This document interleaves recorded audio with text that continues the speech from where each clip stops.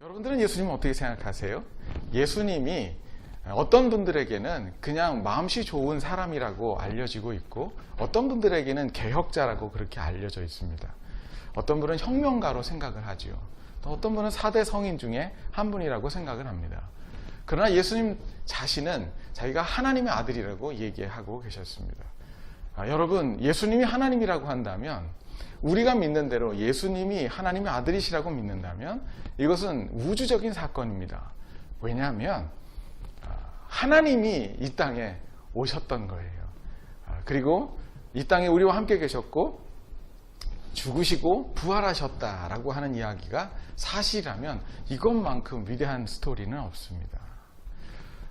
여러분, 예수님께서 하나님의 아들이시라고 믿는다면 우리에게 세계에 대한 해석의 눈이 생깁니다. 우리는 우리의 시야가 인간만큼밖에 되지 않습니다. 그래서 우리는 하나님이 가르쳐 주신 것을 우리의 생각으로는 이해할 수가 없어요.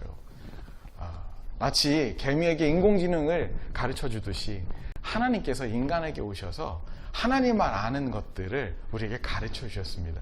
그것이 구원에 대한 것이고 천국에 대한 것이며 지옥에 대한 것이고 이 세상의 마지막에 대한 것이고 인간의 존재 목적에 대한 정확한 인식입니다.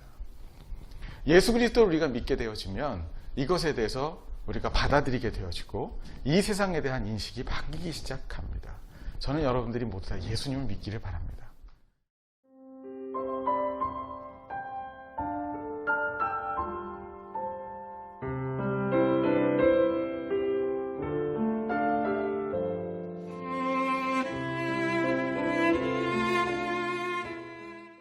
그러면 예수님께서 정말 하나님이실까라고 하는 이야기에 대하여 증거를 여러분들에게 제시해 드리고 싶습니다.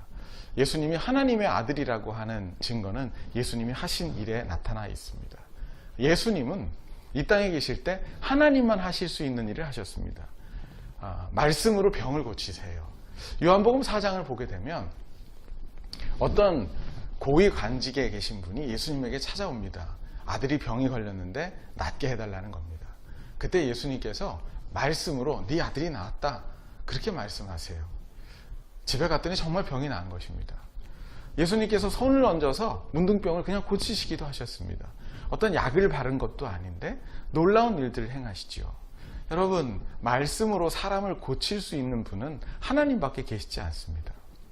병만 고친 것이 아닙니다. 죽은 자를 일으키시기도 하셨습니다. 나사로라는 사람이 요한복음에 나타나는데 그 사람이 무덤에 들어가서 장사되어서 사흘이나 지났습니다. 그런데 예수님께서 나사로야 나오너라 말씀하시니까 그가 무덤에서 나왔다는 얘기를 하고 있습니다. 거짓말 같은 이 이야기가 만약에 그분이 하나님이시라면 가능하다라고 하는 것을 여러분들도 아마 아실 겁니다. 그분은 보통 사람이 아니십니다. 죽은 사람을 일으키신 분이시지요. 가장 정점은 예수 그리스도께서 이 땅에 계셔서 사시다가 본인의 죽음을 예언했다는 겁니다. 어떻게 구체적으로 죽을지 방법에 대해서도 말씀하셨을 뿐만 아니라 예수님께서 사흘 만에 다시 부활하신다고 했는데 정말 예언대로 사흘 만에 부활하십니다. 여러분, 죽음을 예견하고 어떻게 살아날지를 얘기하는 이 일들을 사람이 할 수 있을까요? 죽음을 컨트롤할 수 있는 분은 하나님밖에 계시지 않습니다. 예수님은 하나님이십니다.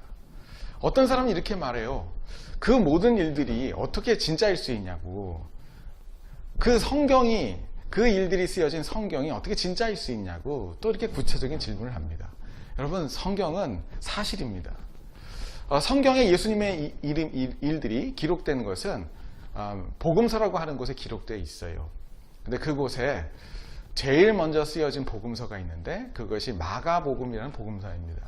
이 복음서는 학자마다 조금 다른데 AD 한 57년경에서 60년 사이에 쓰여졌다고 그렇게 이야기를 하고 있습니다. 놀라운 것은 예수님께서 돌아가셨을 때, 그래서 다시 부활하셨었던 그 해가 AD 30년경이라는 것입니다. 여러분, 마가복음이 60년경에 쓰여졌고 예수님의 사건이 30년까지 있었다면 60 빼기 30은 30년이라는 시간들이 나오죠. 여러분, 30년이라고 하는 시간은 아주 중요합니다. 왜냐하면 예수님 당시에 사람들이 마가복음을 쓸 그 당시까지 살아있을 가능성이 너무 많기 때문에 그래요. 1979년 10월 26일 날 우리나라에 큰일이 있었습니다. 박정희 전 대통령이 총에 맞아 돌아가시게 된 것이죠.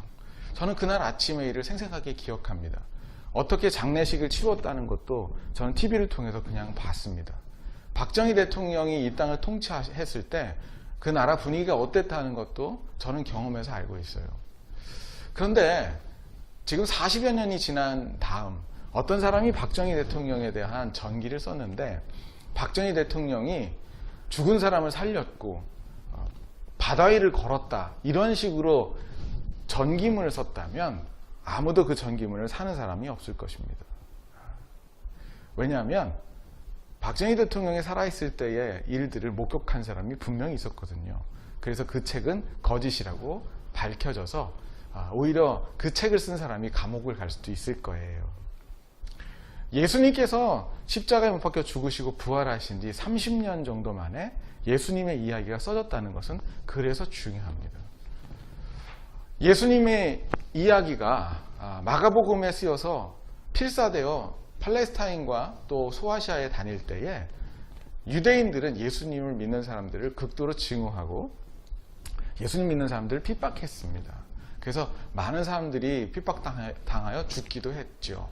만약에 예수님께서 죽은 자를 일으키시고 기적을 일으키셨다는 이 사건이 거짓말이고 그 거짓말이 그대로 마가복음에 쓰여 있다면 마가복음만큼 기독교를 없애는데 좋은 도구는 없을 겁니다. 왜냐하면 사람들에게 거짓말이 이들을 지금 현혹하고 있다는 이야기를 선전할 수 있는 좋은 도구가 되기 때문에 그렇죠. 만약에 마가복음이 거짓말을 쓴 것이었다면 예수님께서 죽은 자를 살리지도 않았는데 살렸다고 거짓말을 했고 예수님이 부활하지도 않았는데 부활했다고 그렇게 거짓말을 썼다면 마가복음은 지금 우리 손에 없을 것입니다. 그러나 마가복음 지금까지 우리에게 있고 심지어 그것을 진리로 믿는 사람이 지금까지 있다는 것입니다.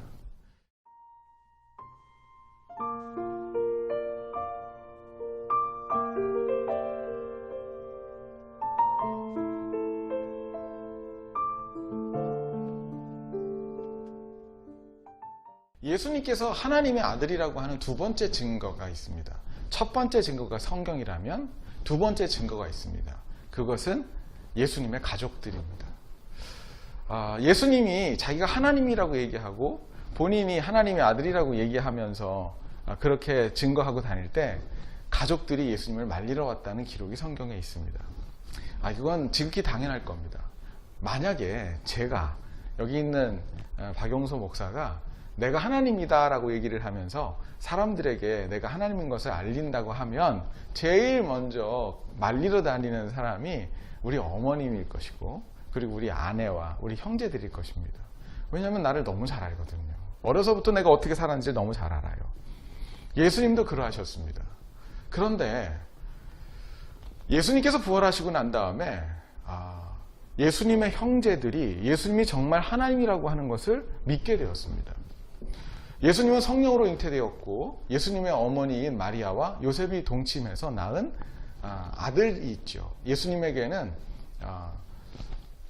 또 다른 형제가 되어지지요.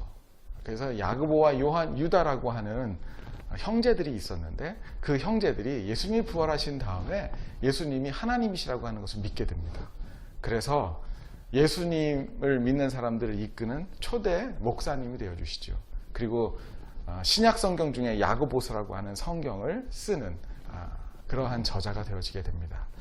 마지막에 야고보는 예수님을 끝까지 증거하다가 예수님이 하나님의 아들이신 것을 증거하다가 돌에 맞아서 순교하게 되어집니다. 그의 동생 유다도 예수님을 나의 주님이라고 부르며 살게 되었고요. 그리고 예수님의 어머니 마리아는 말할 것도 없습니다. 여러분, 어떻게 가족들이 예수님을 이구동성으로 하나님이라고 고백할 수 있었을까요? 가장 큰 증거는 그의 가족들의 모습입니다. 세 번째는 제자들입니다.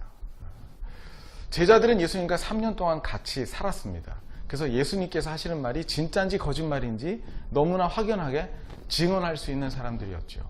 그런데 그 제자들이 12명이 전부 다 예수님을 하나님의 아들로 인정했습니다. 그리고 그 사실을 증거하다가 한결같이 목숨을 잃었습니다. 어떤 사람들은 얘기하죠. 그 예수 그리스도의 제자와 예수님의 동생들이 뭔가 유익할 게 있으니까 그런 소리를 했지 않았을까, 그렇게 얘기를 합니다. 여러분, 그러나 그렇지 않습니다.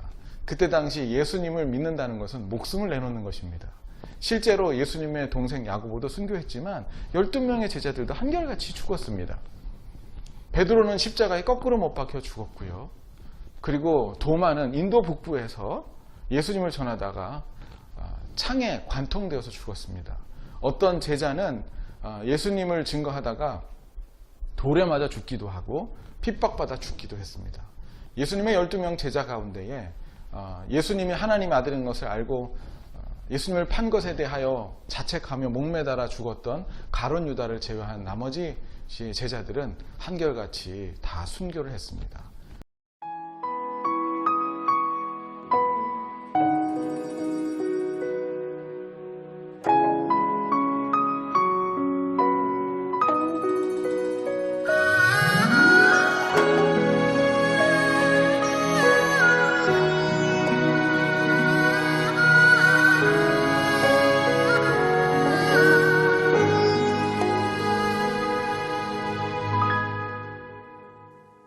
주님이 홀로 가신 그 길 나도 따라가오.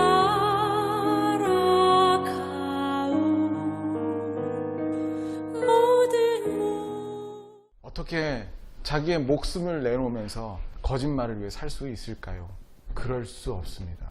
예수님의 제자들이 목숨 걸고 이것을 전했던 것은 예수님의 사건이 목숨만큼 소중했기 때문에 그렇습니다. 그리고 그 복음은 12명의 제자들로부터 시작하여서 지금 지구를 한 바퀴 돌아 대한민국까지 오게 되었고, 지금 여러분들의 귀에 이 복음이 들려지는 것입니다. 예수님은 하나님이십니다. 예수님은 하나님의 아들이세요. 그래서 예수님이 이 땅에 오셔서 예수님만이 하실 수 있는 이야기들을 여러분들에게 지금 하고 있는 겁니다. 인간이 도무지 알 수 없는 것들, 마치 개미가 인공지능을 알 수 없듯이 인간이 알 수 없는 것들, 천국에 대한 것들, 죽음의 비밀, 인간의 존재 목적에 대한 것, 구원에 대한 것, 생명에 대한 것, 영원한 삶에 대한 것, 이런 것에 대해서 얘기해 주셨습니다. 그리고 그 예수 그리스도께서는 우리를 위해서 죽으셨고 부활하시고 승천하셨다가 이 땅에 다시 오실 것입니다. 저는 오늘 이 영상을 보는 여러분들에게 예수님이 하나님이시라고 하는 것을 증명하였습니다. 지금 이 시간 이 짧은 영상을 보시고 예수님을 믿기 원하시는 분은 예수님, 내가 예수님을 내 마음속에 영접합니다 라고 하는 짧은 기도를 친구들과 함께 하시기를 바랍니다. 영접하는 자, 곧 그 이름을 믿는 자들에게는 하나님의 자녀가 되는 권세를 주셨으니, 예수님을 믿는 여러분 되시기를 축복합니다. 감사합니다.